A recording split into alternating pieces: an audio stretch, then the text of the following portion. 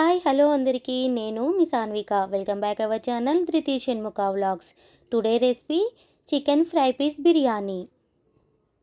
ముందుగా half KG వరకు చికెన్ని తీసుకొని మంచిగా క్లీన్ చేసి తీసి పక్కన పెట్టుకోండి.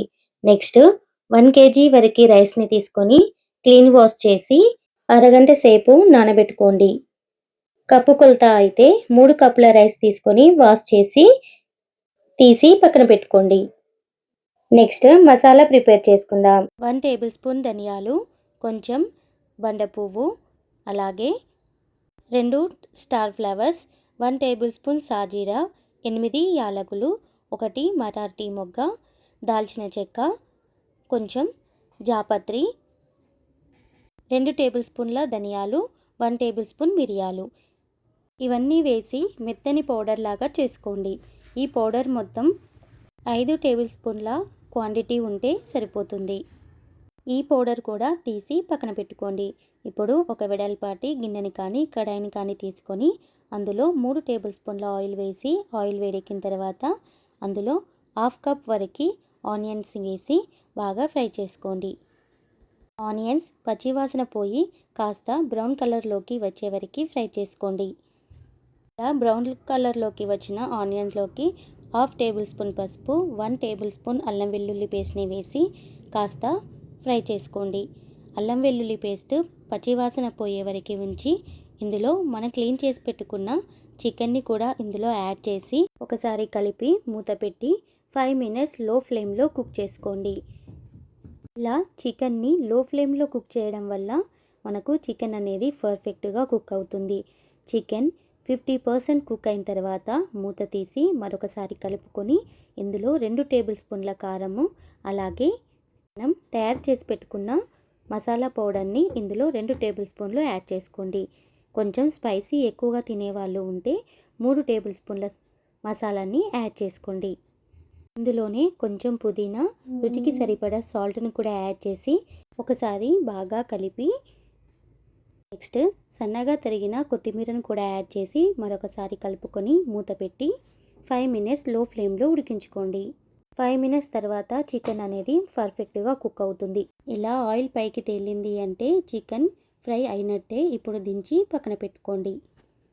నెక్స్ట్ ఒక ప్రెషర్ కుక్కర్ని తీసుకొని అందులో 2 టేబుల్ స్పూన్ల నెయ్యిని 1 టేబుల్ స్పూన్ ఆయిల్ వేసుకొని వేడి చేసుకోండి.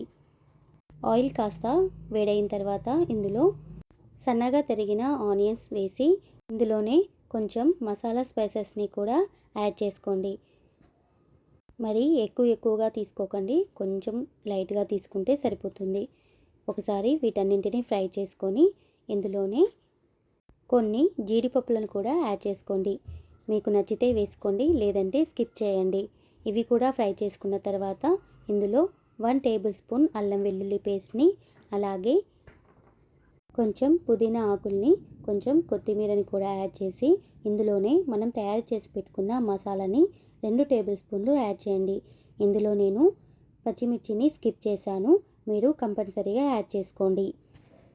ఇప్పుడు ఒకసారి బాగా కలిపి ఇందులో 1 కప్కి 1.5 కప్ వాటర్ని యాడ్ చేసుకొని ఇందులోనే రుచికి సరిపడా సాల్ట్ని కూడా యాడ్ చేసి ఒకసారి బాగా కలిపి స్టవ్ని హై ఫ్లేమ్లో అడ్జస్ట్ చేసుకొని ఈ వాటర్ని మరిగించుకోండి. వాటర్ మరుగుతున్న టైంలో మనం నానబెట్టుకున్న రైస్ని వడకట్టుకొని ఇందులో యాడ్ చేసుకోండి.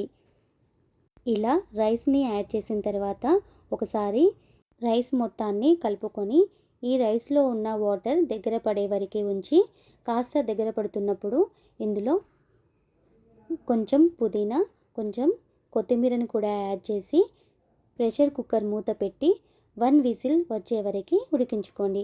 ఒక విజిల్ వచ్చిన తర్వాత ప్రెషర్ కుక్కర్లోని ప్రెషర్ మొత్తం పోయే వరకు ఉంచి ఇప్పుడు ప్రెషర్ కుక్కర్ మూత తీయండి. చూడండి, రైస్ అనేది పర్ఫెక్ట్గా కుక్ అయ్యింది.